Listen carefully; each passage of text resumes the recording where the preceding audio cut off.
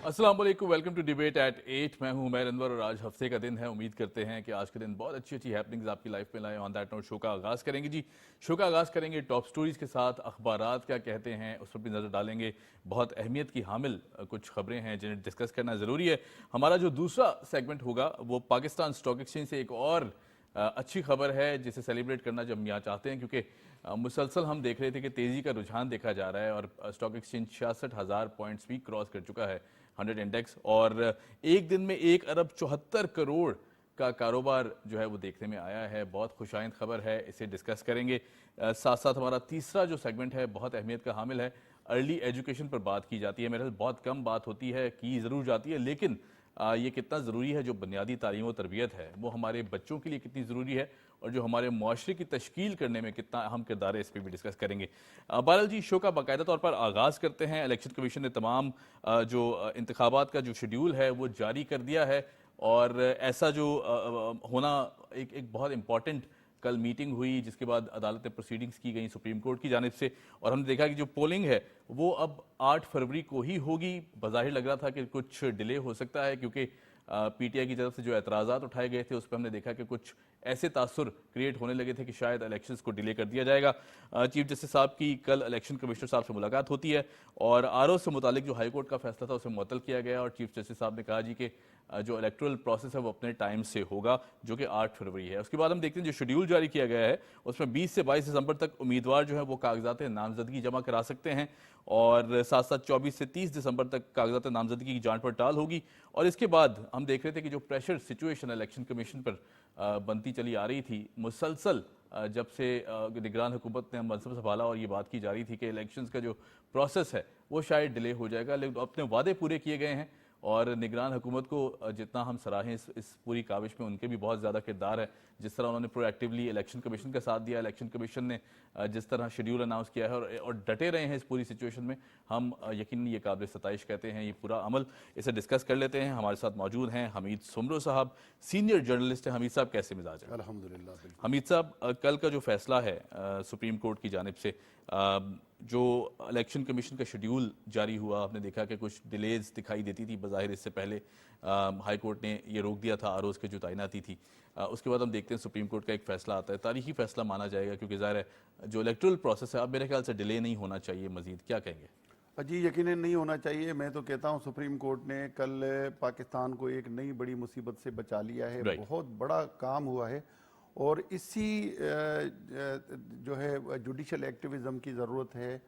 कम से कम कोई भी गैर आइनी और ऐसा अमल मुल्क में हो रहा हो जिससे जमहूरियत के डीरेल होने का ख़तरा हो जी, तो उस वक्त अगर सुप्रीम कोर्ट ने जो टाइमली, मैं कहता हूँ कि परफॉर्म किया और जो चीफ जस्टिस साहब ने अदालती वक्त ख़त्म होने के बाद भी जो है बैठक लगाई और बड़ा ज़बरदस्त किस्म का काम किया। मैं तो इसको बड़ा अप्रिशिएट करूँगा कि उनका ये ज़बरदस्त इक़दाम था, क्योंकि ये सिर्फ इलेक्शन का इल्तवा नहीं था बल्कि ये मुल्क के ख़िलाफ़ मेरी नज़र में एक बहुत बड़ी साजिश थी जिसको ख़त्म किया गया है। क्योंकि अब ये समझ नहीं आता कि दो तरफ से जो है ना इसमें निगलिजेंसी देखी गई। एक तो ख़ास तौर पे जो लाहौर हाई कोर्ट के जस्टिस साहब के हवाले से ऑब्जर्वेशन चीफ जस्टिस साहब ने दी, वो भी थोड़ी उसमें ज़ाहिर कहा गया कि वो अपनी हुदूद से तजावुज़ किया गया।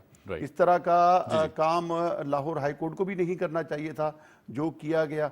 और दूसरा जो जो जो बेकायदगी नज़र आई वो इलेक्शन कमीशन की तरफ से थी कि उनको अब 55 दिन रह गए थे, उनको इलेक्शन शेड्यूल हर सूरत में जारी करना था और उसके अलावा ट्रेनिंग क्यों रोकी गई? क्योंकि अफसरान की ट्रेनिंग एक लाजिम हिस्सा होता है। इलेक्शन जब भी होते हैं तो उनको जो होने वाले इंतखाबात हैं उसके नए रूल्स रेगुलेशंस और दीगर कई ऐसे अफसरान भी होते हैं जो पहली मरतबा उस इलेक्शन में हिस्सा ले रहे होते हैं, तो उनकी ट्रेनिंग एक अच्छा अमल होता है। लेकिन उस ट्रेनिंग को रोका गया, एकदम से ऐसे लग रहा था जैसे कोई स्क्रिप्ट बना हुआ हो और उस पर अमल किया गया हो। अच्छा, इस पूरे प्रोसेस में मैं एक चीज़ हाईलाइट यहाँ करना चाहूँगा, पूछना चाहूँगा आपसे। अगर पीटीआई की बात की जाए, दरख्वास्त उन्होंने सबमिट कराई। जब हम देख रहे थे कि माजी में 1-2 माह पहले जिस तरह की कैंपेन्स चलाई गई कि निगरान हुकूमत शायद इलेक्शंस करवाना ही नहीं चाहते, ये लंबा स्टे करने के लिए आए, इस तरह की बाकायदा फॉर्मुलेटेड कैंपेन्स चलाई गई हैं। حکومت کے خلاف بھی، الیکشن کمیشن کے خلاف بھی، الیکشن کمشنر صاحب کے خلاف بھی. اور یہ جو کیمپینز تھیں، ایک طرف کہا جا رہا تھا، پریشر ڈالا جا رہا تھا کہ الیکشن نہیں کرانا چاہتے. اب جب الیکشنز ہونے جا رہے ہیں، پی ٹی آئی اس پروسیس کو ڈیریل کرنا چاہتی ہے. یہ دورہ معیار کیوں اپنایا جا رہا ہے؟ نہیں چاہتی پی ٹی آئی کے الیکشنز ہوں؟ پی ٹی آئی اب ایکسپوز ہو گئی ہے نا. پی ٹی آئی کے اس کے اپنے جو اعمال ہیں وہ ظاہر کر رہے ہیں کہ ان کو یا تو وہ ایک ذہنی خلفشار کا شکار ہیں، ان کو سمجھ نہیں آ رہا کہ ان کو کرنا کیا ہے. اور یہ ماضی میں بھی آپ نے دیکھا ہوگا جب خان صاحب وزیر اعظم تھے یا اس کے بعد جو ان کے سیاسی ایک پورا ایک کیریکٹر رہا ان کا، تو وہ بھی کافی متنازع رہا ہے. بہت ساری متنازع چیزیں ان کی شخصیت کے اندر تھیں، اور اب اس کی پارٹی بھی اسی طرح کر رہی ہے. اب ایک یہی تو تضاد نظر آتا ہے کہ بھائی الیکشن ہو بھی آپ کی درخواست پر رہے.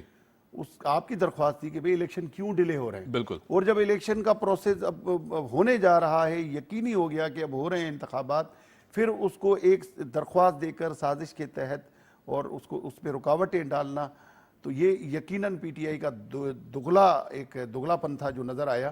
اور یہ نہیں ہونا چاہیے، اور ان چیزوں سے ہمارے اداروں کو بھی پورا ہوشیار رہنا چاہیے کہ اس طرح کی درخواستیں، اس طرح کی سازشیں اگر کوئی بھی شخص کرنا چاہتا ہے، جو چاہتا ہے کہ اس ملک میں جمہوریت ڈیریل ہو اور پتہ نہیں کس طرح کی صورتحال ہو، اور خاص طور پہ وہ چاہتے ہیں کہ وہ ایسی صورتحال ہو جو صرف ان کے حق میں ہو. اب ان کا چیئرمین تو اس وقت اندر ہے، تو اب وہ خود کہتا تھا کہ بھئی الزامات اگر کسی کے اوپر ہیں تو اس کو مقابلہ کرنا چاہیے. تو اب وہ مقابلہ کریں. اس کے علاوہ سیاسی میدان بھی ہے، ان کی جماعت بھی موجود ہے. اب تک کوئی پابندی تو پی ٹی آئی کے اوپر نہیں ہے، لیکن اگر وہ کہتے ہیں کہ بھئی پی ٹی آئی کی پاپولیرٹی ہے اور پی ٹی آئی جو ہے وہ بہت آگے جانا چاہتی ہے، تو اس پہ پی ٹی آئی کو پورا موقع مل رہا ہے. اور پی ٹی آئی کو جو ہے اپنے ووٹرز کے پاس بھی جانا چاہیے، اپنا پروگرام لے کر جانا چاہیے، مینیفیسٹو بنا کر لوگوں کے سامنے رکھنا چاہیے کہ بھئی ہم کیا چاہتے ہیں ان فیوچر. تو یہ میرے خیال میں ایک بڑی سازش تھی جس کو سپریم کورٹ نے ناکام بنایا ہے، اور چیف جسٹس صاحب کو پوری قوم جو ہے بڑی قدر کی نگاہ سے دیکھتی ہے کہ انہوں نے یہ جو بڑا کام کیا، یہ زبردست کام ہے. اس کے علاوہ مجھے ایک اور بات پر بھی خوشی ہوئی کہ چیف جسٹس صاحب نے جو نیازی صاحب وکیل ہیں جس کی درخواست پر یہ پورا عمل ہوا، ان کو بھی نوٹس جاری کیا ہے کہ بھئی یہ آپ نے کیسے کیا، کس کے کہنے پر کیا. آپ کو پتہ ہے کہ یہ اللہ نہ کرے اگر کوئی اس طرح کی صورتحال اگر رات سنبھالی نہیں جاتی تو آج آپ کا اسٹاک کریش ہو جاتا. آپ کی معیشت پر اس کے منفی اثرات مرتب ہوتے. ہم پہلے ہی تباہ شدہ معیشت کے وارث ہیں، اور اوپر سے اگر اس طرح کی صورتحال ہوتی تو یقیناً میرے خیال میں یہ ہمارے لیے بڑا نقصان ہوتا، اور ملک جو ہے وہ ایک دم پتہ نہیں پھر کتنے سال پیچھے چلا جاتا. تو اللہ کا کرم ہے کہ ہمارے چیف جسٹس صاحب نے بڑا زبردست ٹائملی ایکشن لیا، اور اس ایکشن کے نتائج جو ہیں وہ پوری معیشت پر، پورے ملک پر، اور اس کے علاوہ وہ جو ایک غیر یقینی والی کیفیت تھی، جو بادل چھائے ہوئے تھے کہ یار پتہ نہیں انتخابات ہوں گے نہیں ہوں گے. ہم تو مختلف جگہوں پر جاتے ہیں تو لوگ یہی سوال کرتے تھے کہ بھئی صحافی ہیں، آپ بتائیں کہ ہو رہے نہیں ہو رہے. لوگوں نے تو باقاعدہ اس پہ شرطیں لگائی ہوئی کہ نہیں ہوں گے. بالکل ایسی. تو لیکن شکر الحمدللہ میں کہتا ہوں کہ یہ پاکستان کے لیے بھی بڑا زبردست ہوا ہے. ایک جمہوری پروسیس جو ہے وہ اب مکمل ہوگا، اور آئی تھنک یہ جمہوریت کے لیے بہت بڑا احسان مانا جائے گا. تاریخ میں بھی اگر فیوچر میں جا کے اس کو پڑھا بھی جائے گا تو یہ بہت بڑا احسان مانا جائے گا سپریم کورٹ اور چیف جسٹس صاحب کی جانب سے. اچھا، میں چونکہ ہم الیکٹورل پروسیس کی بات کر رہے ہیں، ووٹنگ کی بات کر رہے ہیں، 8 فروری بہت اہم دن ہے، وقت بہت کم رہتا جا رہا ہے. آپ کو لگتا ہے کہ اب سچویشن بالکل ایسی ہے کہ کوئی بھی پروسیس سبوٹاج نہیں کیا جا سکتا، یا کسی ایسا ایجنڈا پہ کہ جو جس طرح پی ٹی آئی کا ایجنڈا رہا، یا پھر وہ اب نہیں چاہتے کہ الیکشنز ہوں، پہلے ان کی اپنی یہ گردان تھی کہ الیکشن کیے جائیں، اب وہ اس پروسیس کو ڈیریل کرنا چاہتے ہیں. ان فیکٹر سے کس طرح ٹیکل کیا جائے؟ جی، اس پورے عمل میں جو ہے نا، میں چیف جسٹس صاحب کو ایک مرتبہ پھر اپریشیٹ کروں گا. پہلے یہ ایک تاثر تھا کہ الیکشن کمیشن اکیلا ہے، کیونکہ چیئرمین پی ٹی آئی کی طرف سے ان کی جو کردار کشی کرنے کی کوشش بہت بڑی کیمپین چلائی گئی، بہت بڑی کیمپین چلائی گئی، الیکشن کمیشن کی توہین کی گئی، ان کے اوپر ایسے الزامات لگائے گئے کہ وہ فلاں کے منشی ہیں، فلاں کے ذاتیات پر اترا گیا. بالکل ذاتیات پر جو ہے نا وہ ان کے اوپر حملے کیے گئے. لیکن کل کی جو چیف جسٹس صاحب کی چیف الیکشن کمشنر سے ملاقات ہے، یقیناً ان کا اعتماد اس سے مزید بحال ہوا ہوگا. اور اب الیکشن کمیشن بھی مجھے اکیلا نظر نہیں آتا، کیونکہ چیف جسٹس سپریم کورٹ اگر اس کے بیک اپ پہ کھڑا ہے تو یہ بہت بڑی سپورٹ ہے، اور اس سپورٹ کا الیکشن کمیشن کو بھی فائدہ اٹھانا چاہیے. اور اگر اس طرح کے اور کوئی ایلیمنٹس ہیں, کوئی اس طرح کے کوئی عنصر ہیں جو چاہتے ہیں کہ انتخابات میں کوئی رکاوٹ ہو یا الیکشن کمیشن کو مجبور کریں یا کسی طرح کا کوئی پریشر ڈیولپ کرنے کی کوشش کریں, تو میرے خیال میں اب وہ چیزیں نہیں ہوں گی اور اب وہ جو غیر یقینی والی کیفیت ہے اس کا رات خاتمہ ہو گیا ہے. رائٹ, بالکل ٹھیک ہے. موونگ آن ٹو اور نیکسٹ اسٹوری. حمید صاحب, بہت اچھی خبریں ماشاءاللہ, الحمدللہ. بہت اچھا لگتا ہے جب اس اخبار اس طرح کی خبروں سے بھری ہوئی ہوتی ہے. پیٹرول میں 14 روپے, ڈیزل میں 13.50 روپے, مٹی کا تیل 10.14 روپے لیٹر سستا. اس سچویشن میں جہاں ہم نے دیکھا پہلے 40 روپے کا حکومت کی طرف سے ریلیف دیا گیا, پھر 2 روپے کا ریلیف آتا ہے, پھر اس کے بعد اب 14 روپے کا ریلیف. ایک بہت بڑی خبر ہے اس پوری سچویشن میں, جہاں ہم آئی ایم ایف کے شیڈو کے نیچے ایسے فیصلے کرتے ہوئے پریشان بھی دکھائی دیتے ہیں. حکومت پر پریشر بھی ہے اور بہت زیادہ بوجھ بھی ہے. اس فیصلے کو کس طرح دیکھتے ہیں کل جو آیا؟ بڑا زبردست فیصلہ ہے اور یقیناً اس طرح کے فیصلے کرنے چاہیے, وقتاً فوقتاً کرنے چاہیے. جو ثمرات ہیں عالمی انٹرنیشنل مارکیٹ سے ہمارے ریٹس کنیکٹ ہوتے ہیں, اگر وہاں پر کمی ہوتی ہے تو یقیناً یہاں بھی لوگ انتظار میں ہوتے ہیں کہ ہماری حکومت جو ہے وہ کب کمی کر رہی ہے. لوگوں کی مشکلات میں بہت اضافہ ہو چکا ہے. یقیناً عمیر, میں کہتا ہوں یہ چھوٹا موٹا جو ریلیف ہے نا, اس سے بھی ہمارے لیے ایک عید کا سما ہوتا ہے, ایک ذہنی جو ہے نا ایک سکون محسوس ہوتا ہے کہ یار چلو شکر ہے کہ آج اگر میں پیٹرول ڈالنے جاؤں گا تو میرے اتنے پیسے تھوڑے سے کم ہو جائیں گے, یا میری ٹینکی میں جو ہے وہ تھوڑا سا پیٹرول اور زیادہ آ جائے گا. تو یہ یقیناً ایک اچھی خبر ہے. لیکن اس کا ایک اور مسئلہ ہے کہ ہمارے اندر جو مافیاز ہیں وہ اس کے ثمرات عوام تک منتقل نہیں ہونے دیتے. یہ اب دیکھیں نا, اب جو خاص طور پہ باہر سفر کرنے والے لوگ ہیں, ایک دم سے اگر 2 روپے 5 روپے 10 روپے یا جتنا بھی بڑھتا ہے تو کرایوں میں اضافہ کر دیا جاتا ہے. لیکن جب کمی ہوتی ہے تو کرائے کم نہیں ہوتے, کرائے کم نہیں ہوتے. اس کے علاوہ جو چیزیں مہنگی ہو جاتی ہیں, پیٹرول کا بہانہ بنا کر چیزوں کو مہنگا کیا جاتا ہے. عام استعمال کی اشیاء, سبزی ہو گئی, گوشت ہو گیا, اس کے علاوہ بہت ساری اشیاء ہیں, لیکن ان میں کمی نظر نہیں آتی. تو یہ اب ایڈمنسٹریشن کا مسئلہ ہے. ایڈمنسٹریشن اگر ان چیزوں کو نوٹ کرے اور اس پر امپلیمنٹیشن کو یقین بنائے, اس کے ثمرات اگر عوام تک پہنچائے تو یقیناً بہت زبردست ہو سکتا ہے. روٹی ایک جو ہے نا, کھانے کی روٹی, وہ بھی مہنگی ہوتی ہے جب پیٹرول مہنگا ہوتا ہے. اب کم سے کم روٹی تو سستی کریں. اور بھی بہت ساری چیزیں ہیں, ان کے اوپر اس کے اثرات آنے چاہیے. اور اگر یہ اثرات ہوئے تو میں کہتا ہوں کہ بڑا زبردست ہو جائے گا. اچھا اقدام ہے اور ہمیں یقیناً نگران حکومت کو اپریشیٹ کرنا چاہیے کہ نگران حکومت کی طرف سے اگر یہ ہوا ہے تو بھی اچھا ہوا ہے, اگر ہمارے ادارے اوگرا کی طرف سے ہوا ہے تو یہ بھی ان کی مہربانی ہے.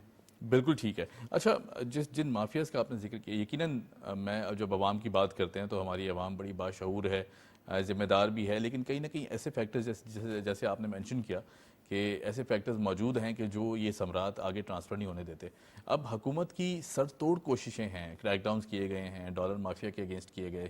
اس کے بعد ہم نے دیکھا کہ جس طرح افغان ٹرانزٹ کو مانیٹر کیا گیا, جس طرح اور بھی ایشوز کو اب کیٹر کیا جا رہا ہے. آپ کو لگتا ہے کہ جو آنے والے چند ماہ ہیں, جو آنے والی حکومت ہوگی, جسے بھی یہ پاور منتقل کی جائے گی آفٹر الیکشن, جنرل الیکشن 2024, تو آپ کو لگتا ہے کہ کچھ حالات ان کے لیے قدرے بہتر ہوں گے؟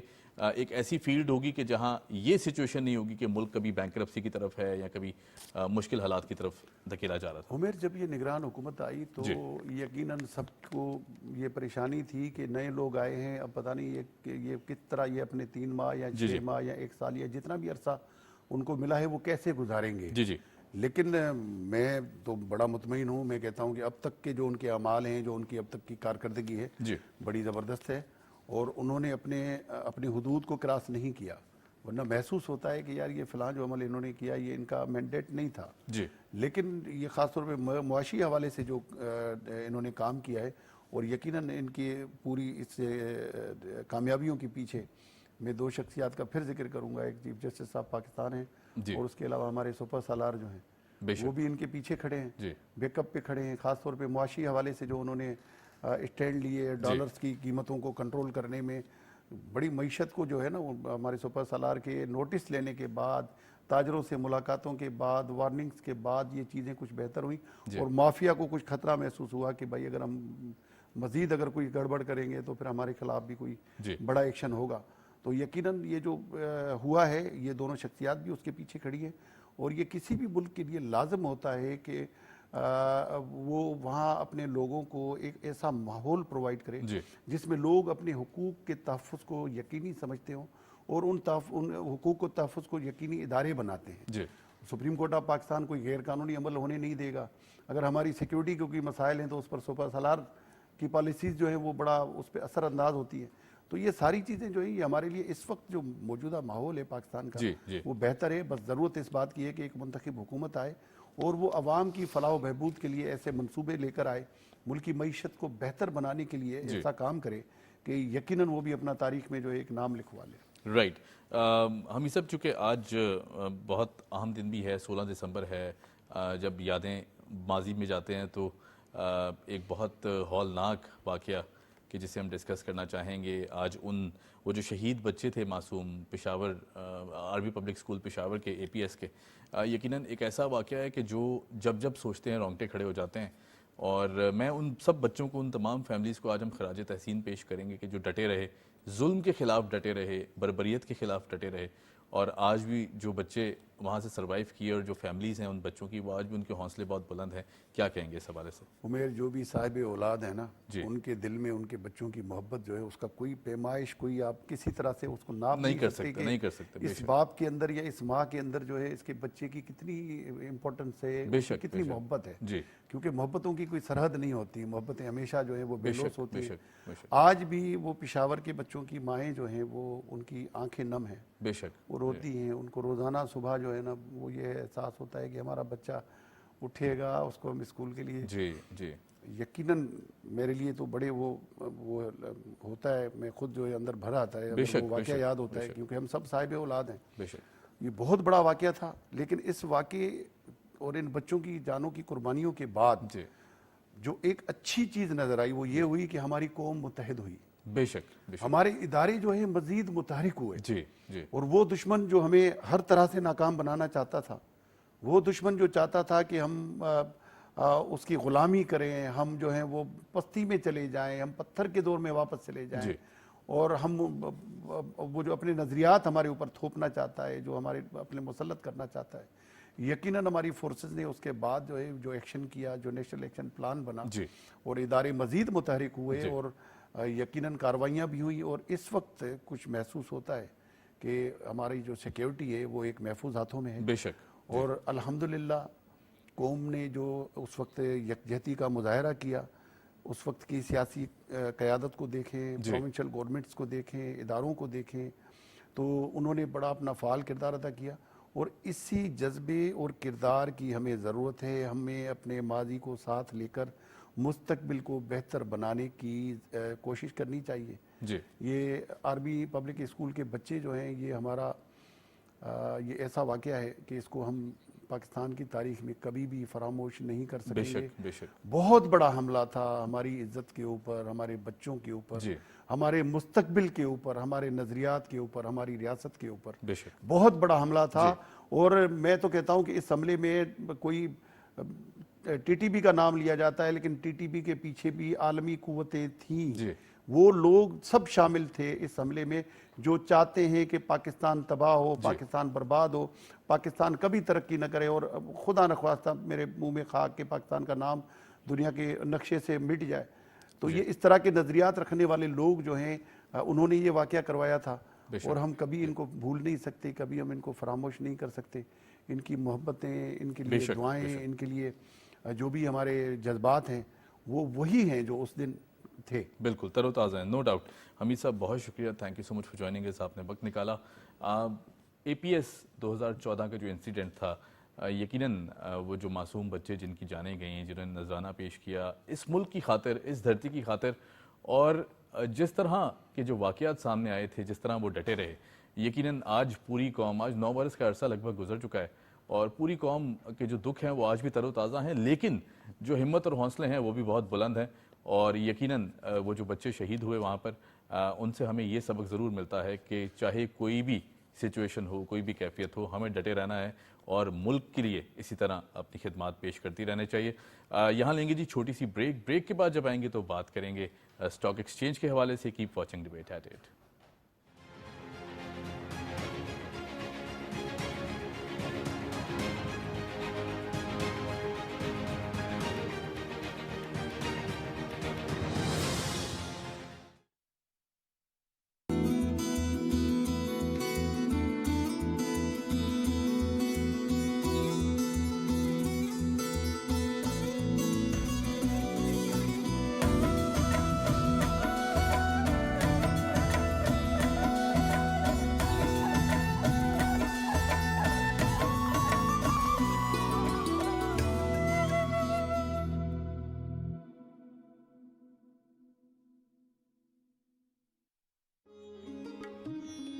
پینسل کے ساتھ لکھتے تھے اور گھڑی ہوئی پینسلیں ہوتی تھیں ساری. اور ابا جان سب کو وہ چیز جو ہمیں خرید کے دیتے تھے نا ان بچوں کو بھی ساتھ دیتے تھے. قدرت اللہ شہاب نے سنا تھا کہ ایک آئس فیکٹری الاٹ کرتی تھی تو وہ بھی کہتے تھے میرا کیا اس کے ساتھ تعلق. امی جان تو یہ بھی بتاتی تھی, کہتی تھی کہ کبھی افسانہ لکھتے تھے نا تو مجھے کہتے تھے کہ یہ تو پہلے پڑھ, بہت آسان لکھتے تھے, سب کو سمجھ آتی. تو ان سے داغ دھبے یا معاشرے کے بھی نہیں برداشت ہوتے تھے نا ان سے.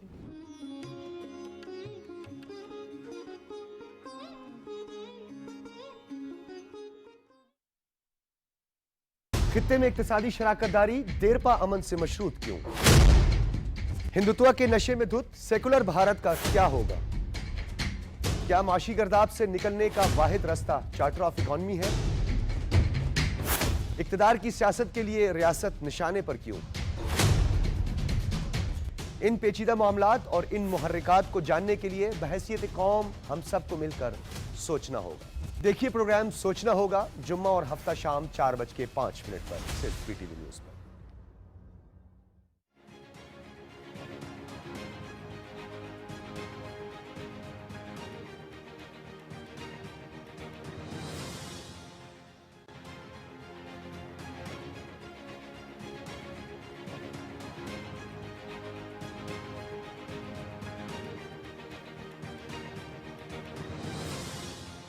Welcome back after the break. اور بریک پر جانے کے بعد اس سے پہلے ہم نے اناؤنس کیا تھا کہ جو اسٹاک ایکسچینج ہے وہ ڈسکس کرنا بہت ضروری ہے. اس وقت جو تیزی کا رجحان دیکھا جا رہا ہے مسلسل جو پاکستان اسٹاک ایکسچینج ہے وہ کامیابیاں سمیٹ رہی ہے.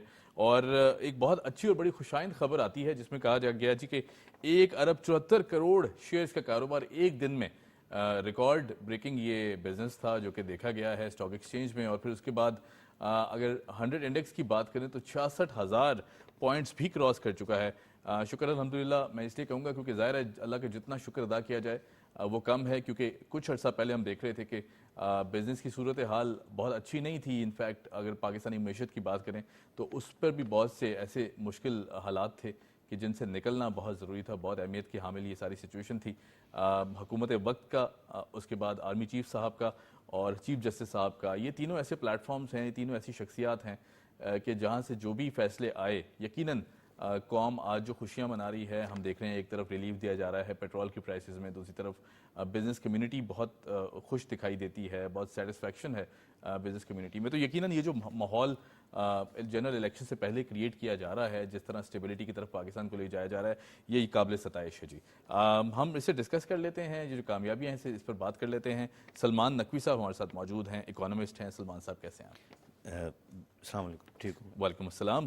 سلمان صاحب, جس طرح اب اسٹاک ایکسچینج سے ہم نے دیکھا کہ مسلسل کوئی 15 سے 20 دن کا عرصہ اگر ہم دیکھیں ڈاؤن دا میموری لین تو یقیناً بہت اچھے یہ 15 سے 20 دن دکھائی دیتے ہیں. اس سے پہلے سچویشن بہت مشکل تھی, خاص طور پہ جو ٹرسٹ ڈیفیسٹ تھا وہ بھی بڑھتا جا رہا تھا. پھر اس کے بعد جس طرح یہ لگ بھگ 1 مہینے کے اندر جو پروگریس ہوئی ہے اسے گورنمنٹ کی طرف سے جو اقدامات لیے گئے, پھر اس کے بعد جس طرح ہمارے عسکری اداروں کی سپورٹ مسلسل رہی, ایس آئی ایف سی کے بعد ہم دیکھتے ہیں کہ اور انویسٹمنٹس بھی آ رہی ہیں پاکستان. اسٹاک ایکسچینج کا یہ رجحان کس طرح دیکھتے ہیں؟ پہلے یہ بات کر لیتے ہیں, پھر مزید ہم آگے بھی گفتگو سے طرف آئیں گے. بسم اللہ الرحمن الرحیم.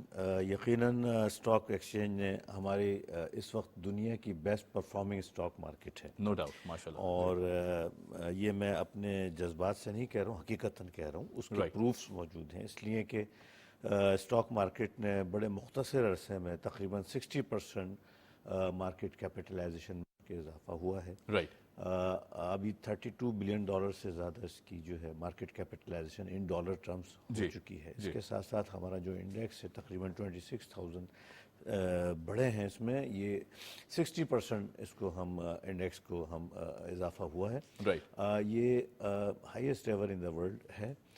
اس کے ساتھ ساتھ جو ہے ہماری جو کارپوریٹ پروفیٹیبلٹی ہے, اچھا اس کے پیچھے فنڈامنٹلز بھی ہیں, بہت ساری چیزیں ہیں. 66% بڑھی ہے, ڈیویڈنڈ ایلڈ بڑھی ہے.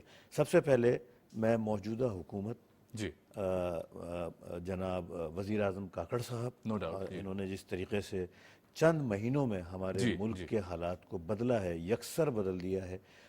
आप यकीन जाने आज से चंद माह पहले बिजनेस कम्युनिटी मायूसी का शिकार थी और इम्पॉसिबल दिखाई देता था, ये एक अजीब सी कैफियत थी। अजीब सी कैफियत थी। डॉलर जो है वो इस तरह लग रहा था कि जैसे कोई खेल है बच्चों का, 5-5 रुपए 10-10 रुपए रोजाना बढ़ रहा था और $1 बढ़ने से कम 200 अरब रुपए के कर्जों में इजाफा होता है। बिल्कुल। तो कुछ समझ में नहीं आ रहा था और हमारा मुल्क चूंकि इम्पोर्ट ओरिएंटेड कंट्री है, हमें डॉलर पे बहुत ज़्यादा डिपेंडेंसी है, तो लिहाजा उस सूरत हाल में इंडस्ट्रियलाइजेशन और इंडस्ट्री का बहुत बुरा हाल हो चुका था। लेकिन सबसे पहले वज़ीर आज़म साहब, फिर उनकी फाइनेंशियल टीम जो कि शमशाद अख्तर की सरबराही में बेहतरीन काम कर रही है और सबसे बढ़ के जनरल आसिम मुनीर साहब का किरदार काबिल तारीफ है, जो उन्होंने 3-4 महीने में जो कारनामे अंजाम दिए, जिस तरीके से डिप्लोमेटिक लेवल पर उन्होंने पाकिस्तान का नाम, बहुत सारे काम करे हैं, यूएई जाके, कुवैत जाके, सऊदी अरब जाके, वो काम जो दूसरे पहले कभी नहीं हुए वो उन्होंने मुख्तसर अरसे में जो है ना वो करे। इसके साथ साथ उन्होंने डॉलर की होर्डिंग, स्मगलिंग, एनर्जी थेफ्ट, इसके ऊपर बहुत सारे काम किए और कर रहे हैं। इन सब की वजह से, इन सब की कोशिशों की वजह से आज स्टॉक एक्सचेंज जो है वो दुनिया की बेस्ट परफॉर्मिंग स्टॉक मार्केट जो है वो बन चुकी है। राइट, बिल्कुल ठीक है। अच्छा, जो अगर हम बात कर लेते हैं रिलीफ की, हुकूमत की जानिब से पेट्रोल प्राइसेस की मद में एक बहुत बड़ा रिलीफ सामने आता है। फिर उसके बाद हम देखते हैं जो अशिया खुर्दनोश हैं उनकी कीमतों में भी वाज़े कमी दिखाई देती है। आपको लगता है कि ये जो हुकूमती काविशें हैं हमारी आवाम तक उस तरह अगर पहुँचने की बात की जाए तो बीच में जो माफियाज़ हैं उन पर क्या जिम्मेदारी आयद होती है कि मुल्क को पहले देखना चाहिए, ना कि अपनी प्रॉफिटेबिलिटी को और इस मार्जिन को, जो कि वो ज़ख़ीरा अंदोज़ी की मद में भी कर लेते हैं। फिर उसके बाद उस तरह प्राइस हाइक्स को भी कम नहीं किया जाता।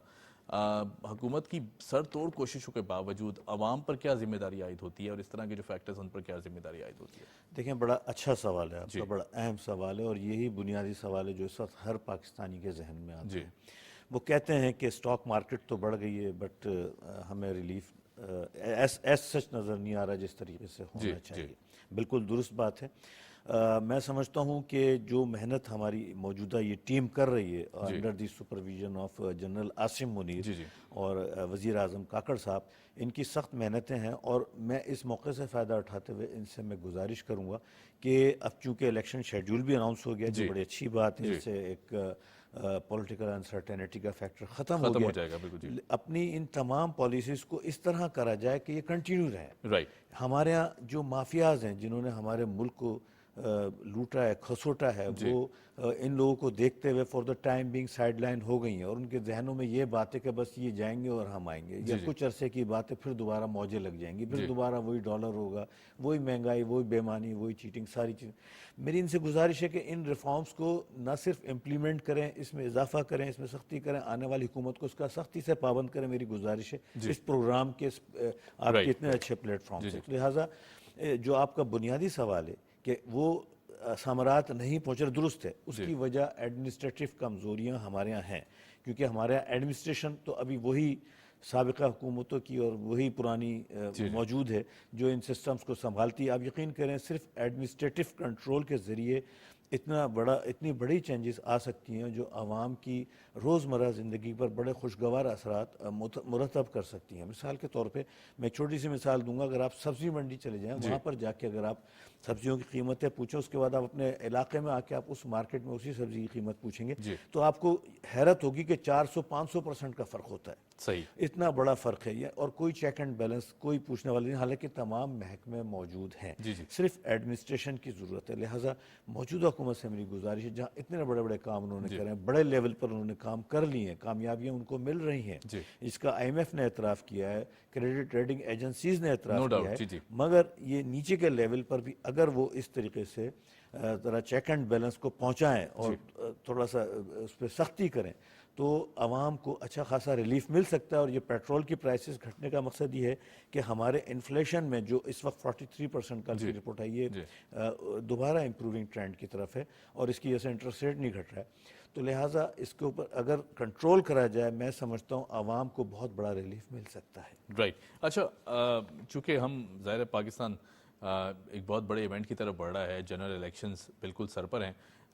ایسی سچویشن میں اگر آپ یہ معاشی جو استحکام ہے اب پاکستان جو دیکھ رہا ہے ایک مشکل وقت کے بعد الحمدللہ we are now back on the track, اسے کس طرح دیکھتے ہیں؟ جو آنے والی حکومت ہے آپ کو لگتا ہے کہ قدرے بہتر سچویشن ان کے لیے یہ جو پورا ماحول کریٹ کیا جا رہا ہے تو جو چیلنجز ہیں وہ کچھ کم ہوں گے؟ دیکھیے جن حالات سے پاکستان گزشتہ چند سالوں میں گزرا ہے, میں نہیں سمجھتا کوئی جو بھی حکومت آ رہی ہو وہ فلی اویئر ہے بالکل کہ کیا چیلنجز ہیں, کیا مواقع ہیں. حالات بدل چکے ہیں, ڈائنامکس چینج ہو چکی ہے, اور اس وقت وار لائک سچویشن ہے اکنامک فرنٹ پہ اسپیشلی. سیکیورٹی کے خدشات ہیں, ملک کو روزانہ ہمارے فوجی جوان شہید ہو رہے ہیں, سب کو پتہ ہے, لہذا چیلنجز ہیں. تو عوام کو پہلے نمبر پہ تو عوام ہے کہ الیکشن میں وہ منتخب ایسے نمائندوں کو کریں جو انتشار کی سیاست کی طرف نہ جائیں. ایک وقت تھا کہ ہم دیکھتے تھے ٹیلی ویژن پہ کہ عدالت کا کیا فیصلہ آئے گا, ریلی جلسوں کا کیا فیصلہ آئے گا, اس کے بعد پھر بزنس کا سوچتے تھے جو کبھی اچھا نہیں ہوتا تھا.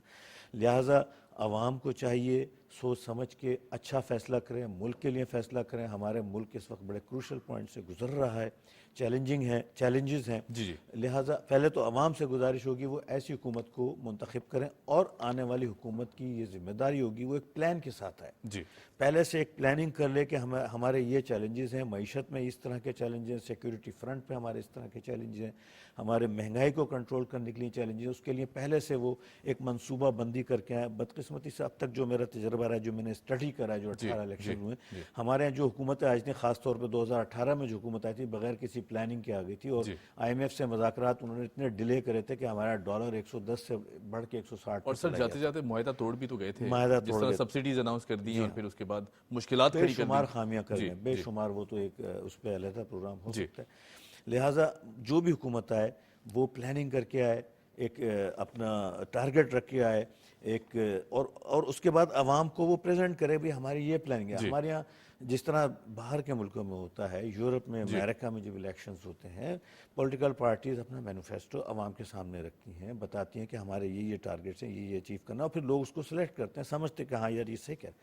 تو میری گزارش ہوگی پولیٹیکل پارٹیز سے بھی, عوام سے بھی, اور موجودہ حکومت سے بھی کہ کوشش یہ ہو کہ اچھی سے اچھی حکومت ہمارے یہاں آئے جو ملک کو ترقی کے راستے پر لے کے جائے. مجھے یقین ہے انشاءاللہ تعالی 2024 پچھلے 4-5 سالوں سے کہیں بہتر ہوگا. انشاءاللہ پوری قوم یہی دعا گو ہے, اور امید بھی بہت زیادہ اب روشن دکھائی دیتی ہے. اچھا سلمان صاحب, سکوک بانڈز پرائم منسٹر صاحب کا ایک بہت بڑی کاوش ہے جو کہ حالیہ ہم نے دیکھا کہ سچویشن میں انہوں نے اناؤنس کیے, متعارف کرائے گئے پاکستانی عوام کے لیے. اس کو کس طرح دیکھتے ہیں؟ بہت اچھا. یہ میں سمجھتا ہوں فائنانس منسٹر جو شمشاد اختر صاحب ہیں, ان کی کوششیں, انہوں نے ایک بڑا زبردست کام کرا جو گزشتہ کئی سالوں سے نہیں ہو پا رہا تھا. اس کا ایک تو چلیں اسٹاک ایکسچینج میں ایک پروفیٹیبل وینچر کا اضافہ ہوا ہے, ایک انویسٹمنٹ ایونیو انویسٹرز کو مل گیا ہے, وہ تو ہے ہی ہے. حکومت کے لیے سب سے بڑا فائدہ یہ ہے کہ وہ بینکنگ سیکٹر پہ انحصار کرتا تھا قرضے لینے کے لیے, اب وہ اسٹاک مارکیٹ سے لے گا تو بینکنگ سیکٹر پر تو لوڈ کم ہوگا. 30 بلین کے سکوک بانڈ پہلے اس میں ایشو ہوئے ہیں اور کم ییلڈ پر ہوئے ہیں. حکومت کو 2 فائدے ہو گئے, ایک تو بینکنگ سیکٹر پہ انحصار کم ہوا, بینکنگ سیکٹر کو ریلیف ملا, وہ پیسے وہ اب پرائیویٹ سیکٹر کو ڈسبرس کر سکتے ہیں. ٹھیک ہے. اس کے ساتھ ساتھ 19% اور لائک 19 پوائنٹ سم تھنگ ہے جو 22% ہمارا اس وقت پالیسی ریٹ ہے, اس سے نیچے ملا ہے. تو یہ بھی ایک بہت بڑا فائدہ حکومت کو ہوا, ایک سستا فنڈ ملا ہے اور ایک اچھا ایونیو کھلا ہے, اور یہ جاری و ساری رہے گا. حکومت کو سستا فنڈ ملے گا, انویسٹرز کو ایک اچھی انویسٹمنٹ اپرچونٹی ملے گی, اور بینکنگ سیکٹر پہ یہ پریشر کم ہوگا. میں سمجھتا ہوں بہت ہی خوش آئین بات ہے, ایک اچھا قدم ہے ہماری معیشت کے لیے. بالکل ٹھیک ہے. اچھا میں بزنس کمیونٹی کو ڈسکس کرنا چاہوں گا. جس طرح ہم ڈسکس کر رہے تھے کہ ماضی میں کچھ غلط فیصلوں کی وجہ سے ہمارے جو تمام تر نیشن وائڈ اگر بات کریں تو اس میں بھی بہت سچویشن خراب ہو گئی تھی. گلوبلی بھی اگر بات کریں تو تعلقات میں بہت زیادہ مسئلے مسائل کھڑے ہوئے تھے. 2018 کے بعد ہم نے دیکھا کہ ایک عجیب سی کیفیت پورے ملک میں کریٹ کر دی گئی. اب جو ٹرسٹ ڈیفیسٹ ہے اس میں کتنی کمی آئی ہے؟ موجودہ جو کاوشیں کی گئی ہیں حکومت وقت کی جانب سے, ہمارے عسکری اداروں کی جانب سے, اور پھر اس کے بعد جس طرح چیف جسٹس صاحب نے اب الیکشنز اناؤنس کروا دیے ہیں تھرو الیکشن کمشنر صاحب, اس پوری سچویشن کو کس طرح دیکھتے ہیں؟ دیکھیں آپ نے بڑی اچھی چیز پوچھی ہے اور اس بہانے سے میں سپریم کورٹ کے چیف جسٹس کا مشکور ہوں جی بے جس شک طرح پوری وہ قوم کام مشکور کر ہے رہے جی ہیں، جس پروفیشنلی طریقے سے وہ کام کر رہے ہیں، اس وقت ملک کو، عوام کو ان جیسے لوگوں کی ہی ضرورت ہے۔ بے شک آپ کا سوال بڑا اچھا ہے، کیونکہ اس کا ثبوت میں فیکٹ دے دیتا ہوں جو موجودہ حکومت کا ہے کہ فارنرز کی ہمارے یہاں اسٹاک ایکسچینج میں انویسٹمنٹ تقریباً پچھلے کوارٹر میں $30 ملین کی ہوئی ہے، اور یہ تقریباً 6 سال کے بعد ہوئی ہے، ایگزیکٹلی اس حکومت کے سٹارٹ ہونے کے بعد۔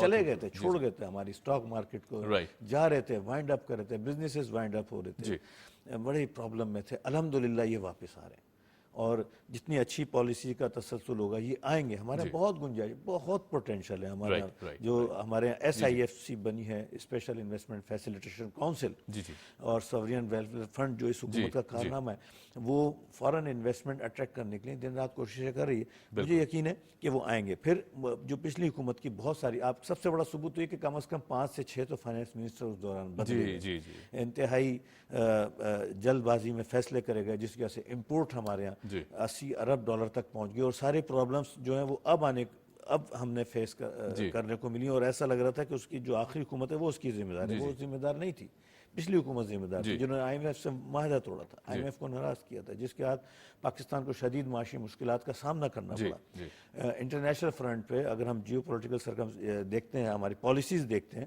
اس میں پاکستان آئسولیشن کی طرف جا رہا تھا، چائنا سے، امریکہ سے، سعودیہ سے، سب سے ہماری تعلقات منقطع ہوتے جا رہے تھے۔ سی پیک کا عظیم الشان پروجیکٹ جو 2017 میں شروع ہوا تھا، وہ ڈی ریل ہو گیا تھا جناب، وہ ختم ہو گیا تھا، وہ کہیں اس کی بات نہیں آ رہی تھی۔ 2017 میں وہ اپنے عروج پر تھا، بلینز آف ڈالر کی انویسٹمنٹ ہو رہی تھی، اور ابھی ہو جاتی، اور بڑے افسوس کے ساتھ کہنا پڑتا ہے وہ تمام کمپنیاں جو پاکستان میں، جاپان کی، چائنا کی آنی تھی انڈسٹریاں، وہ سب ویتنام میں جا کے لگی ہیں۔ آج ویتنام کی اکنامی جو ہے وہ کئی گنا زیادہ بڑھ چکی ہے، GDP بڑھ چکی ہے، وہاں کی کرنسی بڑی سٹیبل ہے، اور وہ تمام انڈسٹریز جو پاکستان میں آنا تھیں وہ شفٹ ہو گئیں ویتنام میں۔ بڑا ظلم ہوا ہے پاکستان کے ساتھ، ایک انکمپیٹنٹ گورنمنٹ، ایک ہر طریقے سے جو ہے وہ، جس میں کوئی صلاحیت نہیں تھی، وہ آ گئی تھی، اور اس نے ہماری معیشت کا، ہمارے ملک کے سسٹمز کو بیڑا غرق کیا۔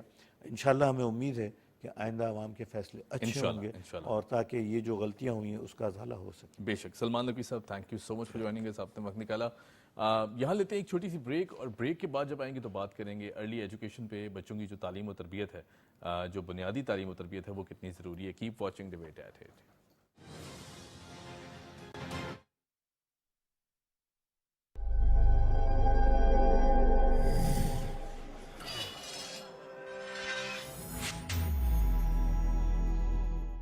توانائی بچائیں، معیشت بچائیں، انرجی بچائیں۔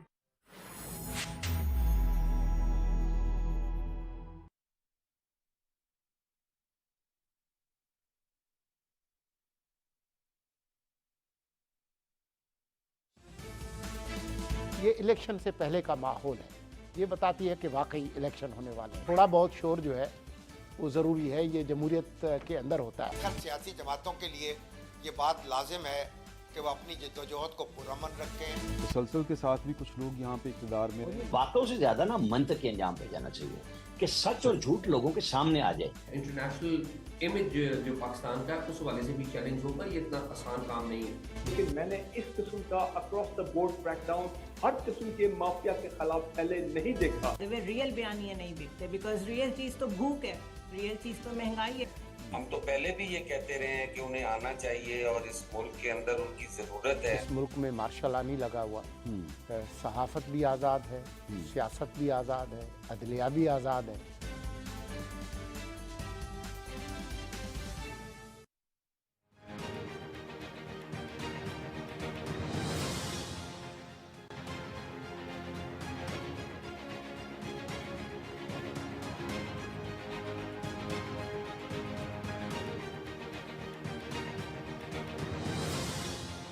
Welcome back after the break. آپ دیکھ رہے ہیں پروگرام ڈیبیٹ ایٹ 8، میں ہوں حمیر انور۔ اور ارلی ایجوکیشن کی اگر بات کی جائے بچوں میں، پاکستان میں جو بنیادی تعلیم و تربیت ہے وہ کتنی اہم ہے، کیونکہ ظاہر جس طرح کا معاشرہ ہم تشکیل کرنا چاہتے ہیں یا بنانا چاہتے ہیں، اس میں سب سے جو اہمیت کی حامل بات ہے وہ یہ ہوتی ہے کہ ہم اپنے بچوں کو پڑھاتے کس طرح ہیں، ان کی تربیت घरों में किस तरह की जाती है, माओं पर बहुत ज़्यादा जिम्मेदारी आयद होती है, जो असातिज़ा हैं वो किस तरह इस पूरे तदरीसी अमल में बच्चे की सरबराही करते हैं, तो यकीनन ये सारे वो फैक्टर्स हैं कि जिनको परखना समझना बहुत ज़रूरी है। लेकिन अगर हम बात करें तालीम व तरबियत की, तो कुछ फुकदान भी कहीं ना कहीं दिखाई देता है। हमारे कुछ इलाके ऐसे हैं कि जहाँ इसको अहमियत नहीं दी जाती, तालीम को अहमियत नहीं दी जाती। तो ये कौन से ऐसे फैक्टर्स हैं कि जिन्हें बेहतर करना ज़रूरी है, आज हम डिस्कस कर लेते हैं। फरजाना महसूद साहिबा हमारे साथ मौजूद हैं, एजुकेशनिस्ट हैं। फरजाना, कैसी हैं आप? अल्लाह का शुक्र, अल्हम्दुलिल्लाह। फरजाना, बहुत इम्पॉर्टेंट टॉपिक है अर्ली एजुकेशन या बच्चों की जो बुनियादी तालीम व तरबियत है। हमारे यहाँ उस तरह आई थिंक इस पर गौर व फिक्र नहीं की जाती या इसको अहमियत नहीं दी जाती। बच्चों को स्कूल भेज दिया तो आई थिंक ज़िम्मेदारी ख़त्म हो गई है वालिदैन की तरफ से, घर वालों की तरफ से। उसके बाद अगर टीचर्स की बात की जाए तो वहाँ भी अब वो असातिज़ा दिखाई नहीं देते कि जो हमें याद है कि व्हेन वी वर किड्स या बच्चे थे तो उस तरह उस वक्त जो तदरीसी अमल था। इसकी वजूहात क्या हैं इसके पीछे? बहुत अच्छा सवाल आपने मुझसे किया। असल में वजूहात तो बहुत सारी हैं और आपके अपने सवाल में ही बहुत प्यारा सा जवाब भी मौजूद था कि हमारी एजुकेशन जो हमने अर्ली ईयर्स की और अब जो एजुकेशन है इसमें बहुत सारा फ़र्क है। चूँकि हम बड़ी तेज़ी के साथ आगे तरक्की की तरफ जा रहे हैं तो हमारा जो वे ऑफ एजुकेशन है वो बहुत डिफरेंट होता जा रहा है। और अनफॉर्चुनेटली या फॉर्चुनेटली पाकिस्तान में अगर देखा जाए तो यहाँ पर अमेरिकन सिस्टम, ब्रिटिश सिस्टम और पाकिस्तानी जो अपना करिकुलम है वो 3 तरीके से यहाँ पर इम्प्लीमेंट हो चुका है या हुआ है। अब उसमें होता यह है कि नुकसान किसका है? पेरेंट्स का है एंड बच्चों का है। पेरेंट्स फुली गाइडेड नहीं हैं, उनको ये पता ही नहीं है and they are not actually aware कि हमने अपने बच्चे को कहाँ इनरोल करना है। कंफ्यूजन रहती है या ये बिल्कुल पेरेंट्स कंफ्यूज रहते हैं। मैं हमेशा पेरेंट्स को जब भी हमारी मुलाकात होती है, जब भी टेस्ट होते हैं, हमेशा उनको मैं यही समझाती हूँ या पहले भी कि आप ज़रूर जाएं स्कूल, ज़रूर आप विज़िट करें। Go and the moment you are going to enrol your child in any of the campus, any of the school, मैं ये नहीं बात करी कि आप सरकारी स्कूल की बात करें या प्राइवेट स्कूल की बात करें। तमाम स्कूल माशाल्लाह बहुत अच्छे से काम लेके चल रहे हैं, लेकिन at the same time lacking बहुत ज़्यादा है। We don't have train teachers, जहाँ पर हैं वहाँ बहुत कम है। उनके पे पैकेजेस या उनकी जो फीस का जो स्ट्रक्चर है वो बहुत हाई है। जो एक पर्टिकुलर जो है कैटेगरी के लिए है वो ही उसको ऑन कर सकते हैं। अच्छा जी, दूसरा ये कि जो क्लासरूम का इन्वायरमेंट है ये बहुत इम्पॉर्टेंट है। बच्चे रोते हैं, धोते हैं और नहीं खुश होते स्कूलों में। अगर आप शुरू के 15-20 दिन देखें तो इतना शोर शराबा होता है, माएँ भी रो रही होती हैं, बच्चे भी रो रहे होते हैं। तो बहुत सारी चीज़ें जिसके ऊपर काम करने की ज़रूरत है और पेरेंट्स बैठेंगे उस्तादों के साथ, बैठ के बात होगी, इस तरह के कुछ और प्रोग्राम्स होंगे जिन पे हम ये बात कर सके तो बहुत सारी परेशानियों से बचा जा सकता है। बिल्कुल ठीक है। अच्छा, ये जो आपने बात की, 2 चीज़ें यहाँ मैं पूछना चाहूँगा। एक तो जो कम्युनिकेशन गैप है पेरेंट्स और टीचर्स के दरमियान, साल में एक आध दफ़ा या 6 महीने में एक आध दफ़ा पेरेंट्स टीचर मीटिंग कंडक्ट कर दी जाती है। उसके बाद अगर बात की जाए बच्चे की, तो बच्चे भी आजकल बहुत ज़्यादा तेज़ हैं, उनको पता है उनके राइट्स क्या हैं, उनको पता है कि किस तरह पेरेंट्स को पूरा जो क्लास में एक्टिविटी है उसको घुमा फिरा के किस तरह बताना है। तो आई थिंक ये भी फैक्टर्स हैं कि जहाँ जो पेरेंट्स हैं वो थोड़े से पीछे फील करते हैं कि उनकी कम्युनिकेशन नहीं हो पाती है असातिज़ा के साथ, या इसको किस तरह बेहतर बनाया जा सकता है। और टीचर्स ट्रेनिंग पर भी बात करनी बहुत ज़रूरी है। किसी ज़माने में ये इसको बहुत ज़्यादा प्रोएक्टिवली फॉलो किया जाता था, अब ये इस रुझान कम होता जा रहा है, इसकी क्या वजूहात है? अच्छा, पहले तो मैं आपके पहले सवाल का आंसर करूं कि पीटीएम जो है हर एग्ज़ाम्स के बाद, यानी कि हर स्कूल का क्राइटेरिया थोड़ा डिफरेंट है रिगार्डिंग देयर एग्ज़ाम्स। ठीक है। तो हर 3 मंथ्स के बाद ज़रूर या 2.5 मंथ्स के बाद एक पेरेंट्स टीचर मीटिंग ज़रूर कंडक्ट होती है। अगेन फॉर्चुनेटली अनफॉर्चुनेटली बहुत सारी माएँ उनमें नहीं आती हैं कि जी छोटे बच्चे घरों में सो रहे हैं, जॉब पे जा रही हैं, फलाना है तो यूँ है। अब वो जो एक टीचर स्कूल में सुबह 7 to 3 वो थकी हुई है, या वो भी मैरिड है या अनमैरिड है, उसके अपने फैमिली कुछ इश्यूज चल रहे हैं, तो दे वांट कि वो जी फ़ोन पे कांटेक्ट करें उनके साथ। मेरा ख्याल है कि इन चीज़ों को थोड़ा सा हमें अवॉइड करना होगा। मदर्स को थोड़ा सा विजिलेंट होना पड़ेगा, जिम्मेदार होना पड़ेगा, क्योंकि हमारा दीन भी कहता है पहली गोद जो है तरबियत की वो माँ की गोद है। बच्चा वही सीखता है जो माँ उसको सिखाती है। और पेरेंट्स में दोनों का, वैसे तो फादर फिगर मदर्स दोनों का, लेकिन स्पेशली माँओं का किरदार ज़्यादा होता है क्योंकि बच्चे ज़्यादा अटैच माँ के पास होते हैं। और जब वो स्कूलिंग में आते हैं, जब हम बात करते हैं अर्लियर स्कूलिंग की, تو ایک بچہ جو اپنی ماں کی گود کو چھوڑ کے آتا ہے ایک ایسی خاتون کے پاس جس کو وہ استاد بعد میں کنسیڈر کرتا ہے کہ ہاں جی یہ میری استاد ہے، تو وہاں اس نے 1/3 and 1/4 ٹائم اسپینڈ کرنا ہوتا ہے، لائک بلکہ زیادہ ٹائم. اور وہی بچے جو پہلے ٹیچر کے ساتھ مانوس نہیں ہو رہے ہوتے ہیں، بعد میں کچھ ٹائم کے بعد لائک دے یوز ٹو ہگ، اور وہ بڑے خوشی خوشی آ رہے ہوتے ہیں کہ جی یہ ہماری ٹیچر ہے. اچھا، اب آپ کا جو سیکنڈ ہے کہ ٹریننگ کے اوپر جو بات ہے، اگین اب ہر گلی محلے میں ایک اسکول کھل گیا ہے. ٹھیک ہے، میں چاہوں گی تھوڑا سا اگر میرے فائنینشیل حالات اگر اچھے ہیں تو میں چاہوں گی جی میں ایک اسکول سیٹ اپ کروں. وائی ناٹ کہ ہم ایک میوچل انڈرسٹینڈنگ کے ساتھ، میں آپ کے ساتھ مل کے کام کروں، آپ ان کے ساتھ مل کے کام کریں، تو ہم ایک اچھی انسٹیٹیوٹس کو ہم گرون اپ کر سکتے ہیں. آپ کو لگتا ہے اس میں کمرشل فیکٹر بھی زیادہ انوالو ہو گیا ہے اب تعلیم میں؟ بالکل ایسا ہے، وہ بس جس کی پہنچ ہے وہ کر رہے ہیں.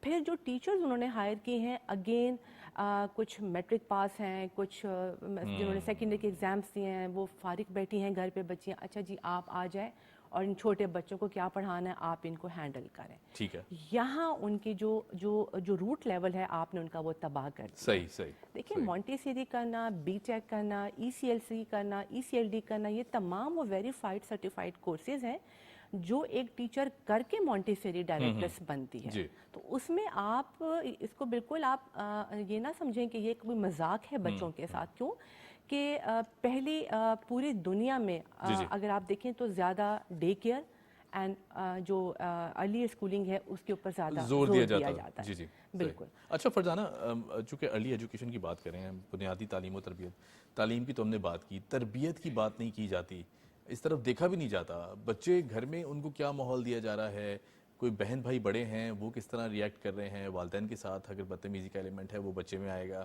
یا اگر اس طرح کی کوئی اور ایکٹیویٹی پیرنٹس کی طرف سے ہو رہی ہے کہ جس میں وہ چیخ چلا رہے ہیں، آپس میں اس طرح کی ایکٹیویٹیز میں انوالو ہیں.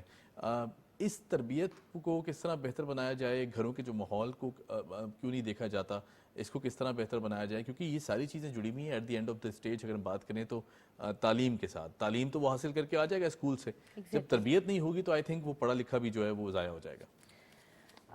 بہت امپورٹنٹ کوشچن. دیکھیں اگر میں بات کروں اپنے بچپن کی تو ہم کوئی گیجٹس ہمارے پاس نہیں تھے، وی ور وداؤٹ موبائل. آپ بھی اگری کریں گے بالکل ایسے کہ ہم بھاگتے دوڑتے سائیکلنگ کرتے تھے، ہم فزیکل ایکٹیویٹیز میں سارے گیمز آؤٹ ڈور کھیلا کرتے تھے. بالکل مجھے یاد ہے میں جامن کے درخت پہ بھی ہم چڑھ جایا کرتے تھے. ہم مطلب یہ چھوٹی چھوٹی شرارتیں ہم کرتے تھے، ایکٹیویٹیز تھیں.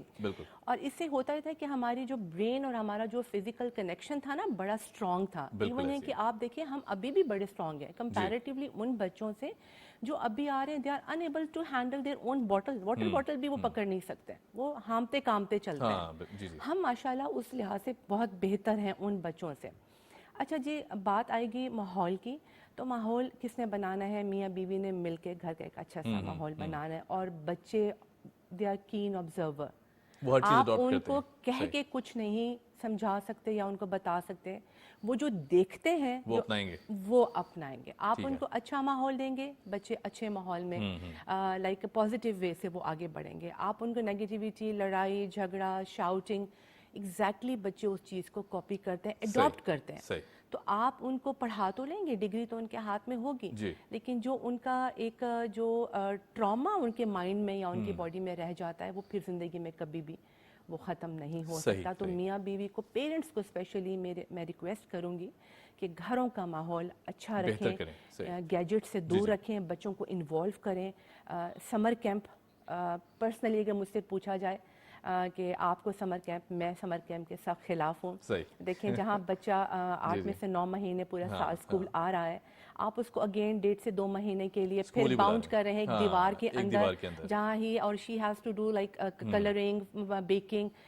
بچے کو آپ باہر کے ممالک میں دیکھیں، وہ ان کو فیلڈز میں لے کے جاتے ہیں، فارمز میں لے کے جاتے ہیں، وہ ان کو گائے دکھاتے ہیں، وہ ان کو اینیملز دکھاتے ہیں، وہ ان کو نیچر کے نزدیک کرتے ہیں. بالکل ٹھیک ہے. اور وہ بچے اس اسکول کے ماحول سے نکل کے وہاں زیادہ پازیٹیو وے میں آگے اچھے بڑھ جاتے ہیں. تو اس چیز پہ ضرور. فرزانہ وقت کی بہت قلت ہے، ہم مزید بات بھی کرنا چاہتے ہیں لیکن انشاءاللہ آپ کو دوبارہ زحمت دیں گے، اور یہ ٹاپک اتنا وسیع ہے کہ اس پہ جتنی بات کی جائے بہت کم ہے. بہت شکریہ، thank you so much for joining us. اور فرزانہ محسود صاحب ہمارے ساتھ موجود تھی. بچوں کی جو تعلیم و تربیت ہے، یقیناً اگر بہتر معاشرہ پروان چڑھانا چاہتے ہیں تو میرے خیال سے جو بنیادی تعلیم و تربیت ہے ہر بچے کی اس کو غور و فکر کرنی ہوگی. اور جو ہمارے بچے آؤٹ آف سکولز بھی ہیں یعنی اسکول سے باہر زندگی گزار رہے ہیں, میرے خیال سے ہم سب پر یہ فرض ہے کہ ایک ایک بچہ بھی اگر ہم اپنانا شروع کریں, ان کی تعلیم و تربیت کرنا شروع کریں, تو میرے خیال سے جو معاشرہ ہے وہ آنے والا وقت بہت بہتر وقت ہو سکتا ہے. آن دیٹ نوٹ جی ہمیں دیجیے اجازت. Keep watching debate at 8. آپ سے ملاقات ہوگی کل صبح. خدا حافظ.